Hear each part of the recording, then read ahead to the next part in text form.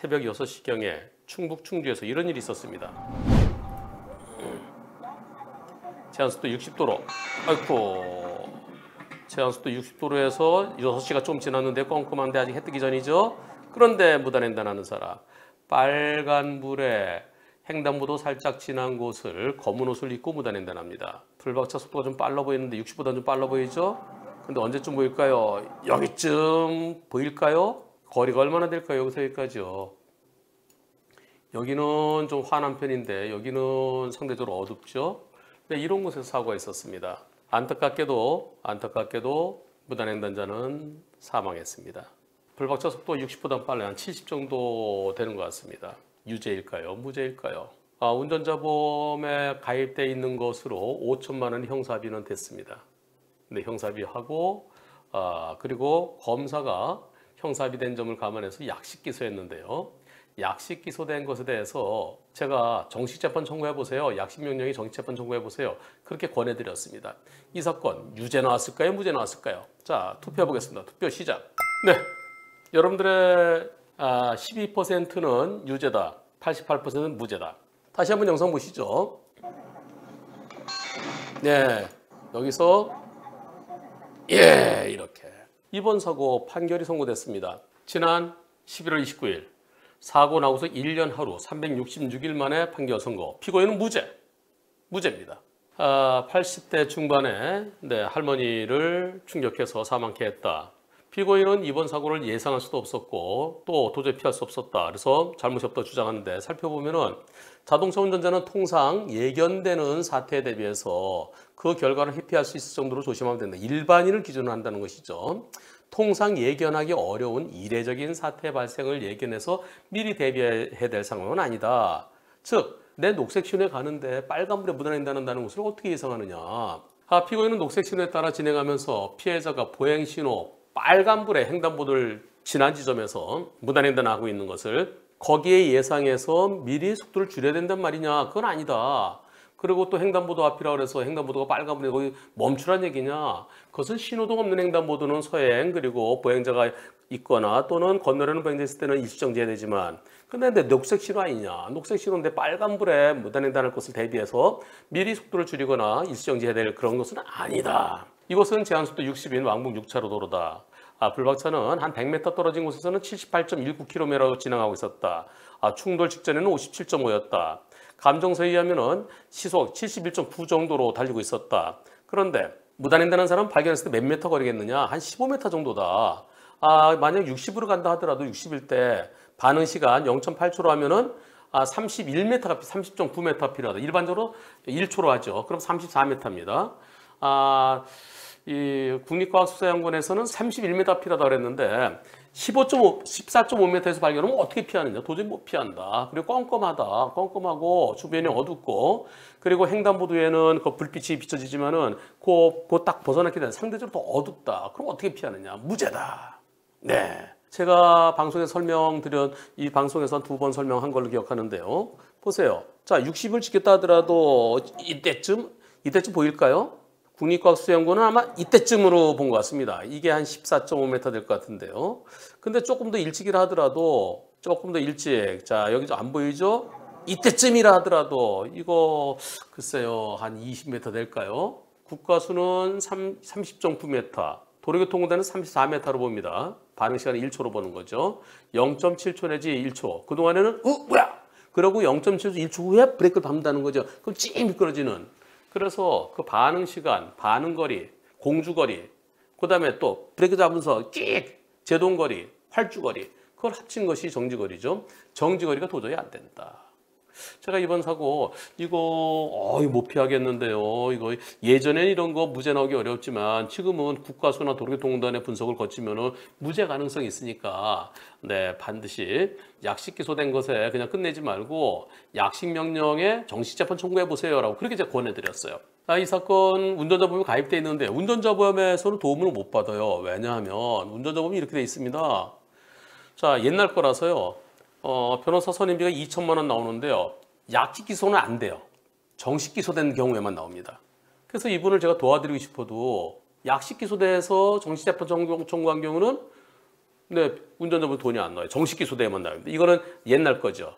아주 옛날 거 말고 조금 그 다음 옛날 거예요. 지금은 이런 사고의 사망사고면은 경찰 조사 단계부터 변호사의 도움을 받을 수 있는데, 네, 이분은 그래서 제가 국선 변호인의 도움을 받으세요라고 했습니다.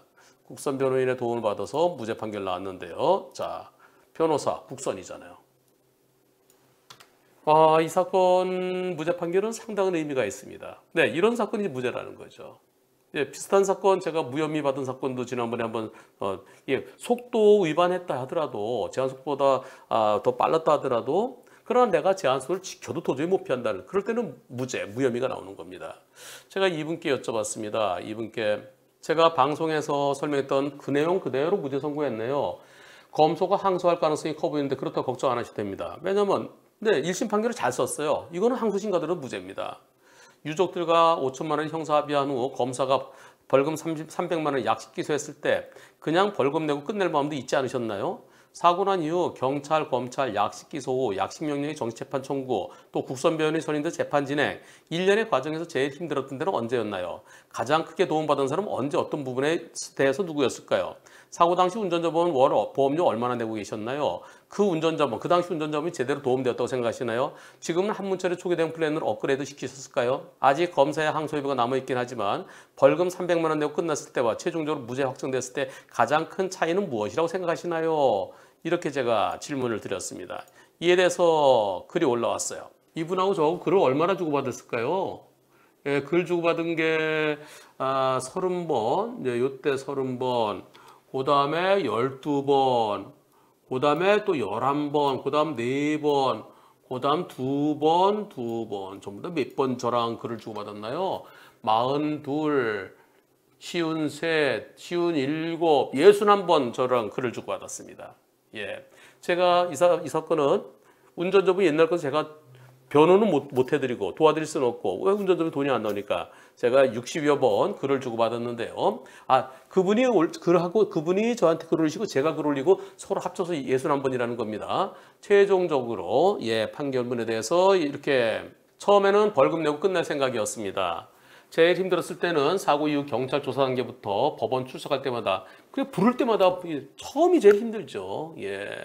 처음에 벌금 내고 끝낼까 했는데 제가 아니에요. 무죄 가능성이 있습니다. 해보세요.